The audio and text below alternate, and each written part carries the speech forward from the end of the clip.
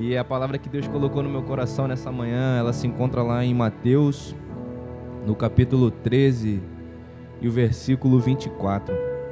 É uma palavra bem conhecida, você já provavelmente deve ter ouvido falar ou ministrar alguma vez na tua vida. Se você não ouviu, vai estar ouvindo agora. Peço para que você preste bastante atenção. Diz assim a palavra de Deus em Mateus, no capítulo 13, versículo 24. Jesus fala aos seus discípulos assim: outra parábola lhes propôs, dizendo: o reino dos céus é semelhante a um homem que semeou boa semente no seu campo. Mas enquanto os homens dormiam, veio o inimigo dele, semeou o joio no meio do trigo e retirou-se.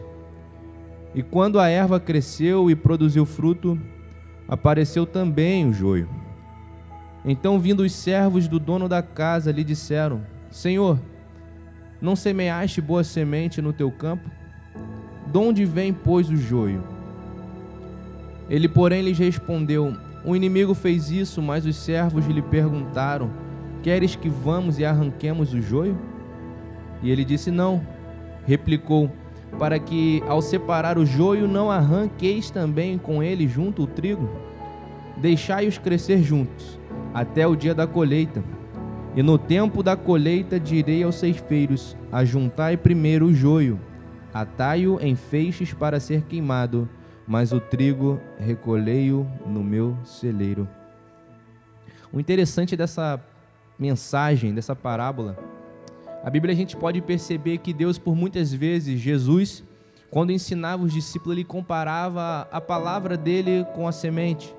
Se você lembrar, salvo engano, é Lucas, no capítulo 9, ele fala sobre o cefeiro que saiu a semear, o semeador que saiu a semear.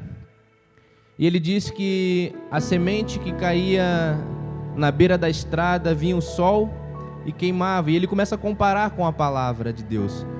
Então eu creio que a semente é a palavra. E aqui ele fala que um homem, o reino de Deus é comparado com um homem que plantou uma boa semente. Ou seja, a palavra de Deus é boa, perfeita e agradável, aquilo que nos exorta, nos ensina. Porém, vindo o inimigo, semeou, plantou junto com aquela boa semente, junto com o trigo, ele plantou o joio.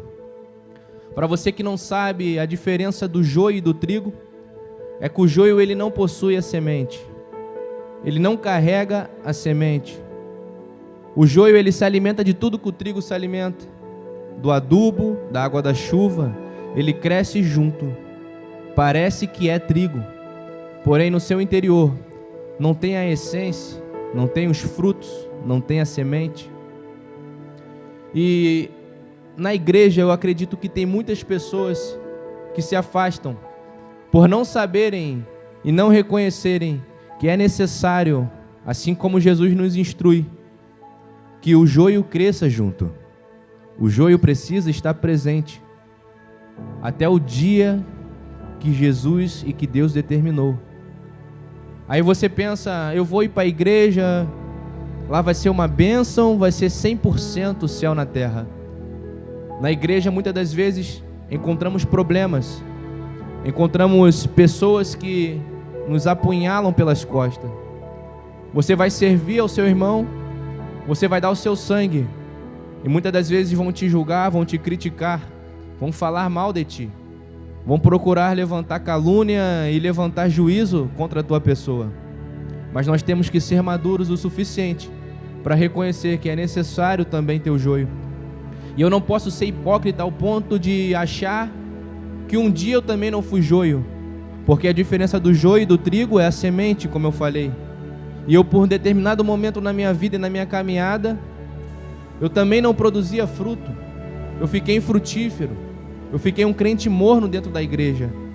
Então seria muito hipócrita de chegar aqui e dizer para você orar, para que Deus arranque o joio, para que Deus lance logo o joio no fogo.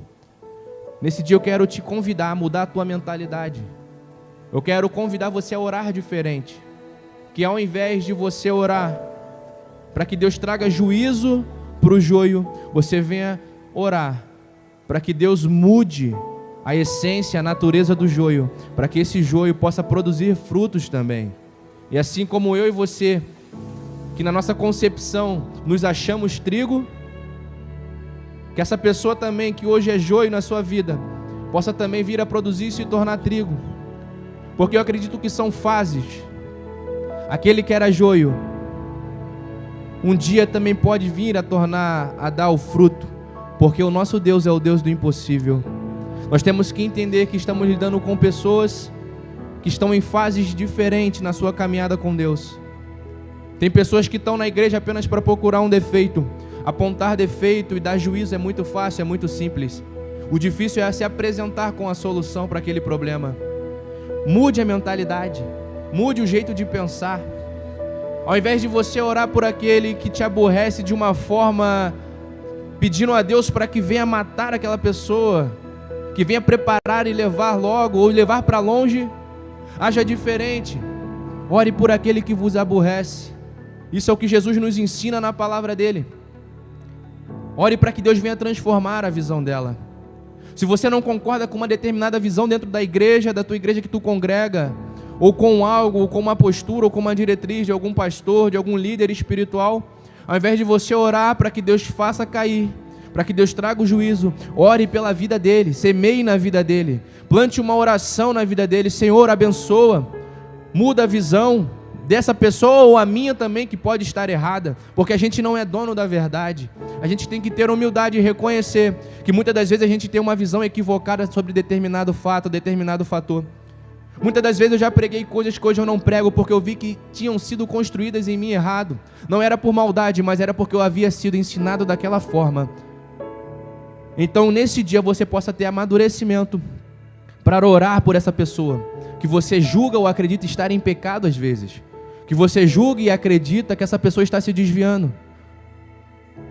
Não aponte o seu dedo para criticar, porque com a mesma medida que julgueis, serás julgado. Assim diz a palavra do Senhor. Não ore pedindo para queimar o joio, mas ore para uma mudança de mentalidade no joio. Porque nós não sabemos se somos joios ou trigo.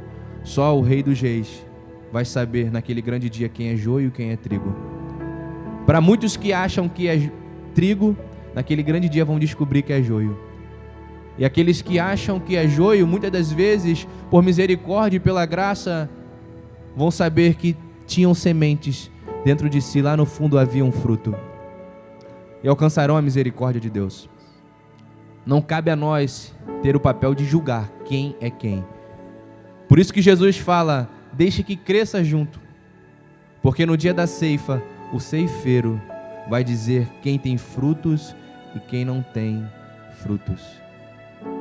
Te convido neste momento a você orar, juntamente quando o Luiz for orar aqui, você possa trazer à memória algum homem que era referência na tua vida, algum homem de Deus que era referência, alguma mulher de Deus que era referência, e que talvez se desviou do caminho e se perdeu no meio da caminhada. Ore por ele, para que Deus levante. Ore para que não permaneça caído. É aquele que você vê que está tomando uma direção, que você acha que está tomando uma direção errada. Ore para que Deus venha mudar a visão. Ore para que Deus venha puxar aquela pessoa de volta ao alinhamento. Porque muitas pessoas foram bênção na minha vida. Muitos pregadores que eu lembro da minha infância, da minha adolescência, que foram instrumentos de Deus para ministrar na minha vida naquele momento. Muitos destes homens hoje entraram na droga, viraram escravos de vícios, muitos caíram no adultério, muitos pecaram na lascívia e na luxúria. Só que eu oro e intercedo pela vida deles, porque um dia já foram bênção na minha vida. Se desviaram do caminho. Permaneça firme, irmão, e mude a mentalidade. Ao invés de criticar, você possa liberar palavras de bênção na vida das pessoas, porque a gente só pode dar aquilo que a gente tem. Fique com essa mensagem nesse dia. Espero que Deus tenha te tocado profundamente com essa ministração.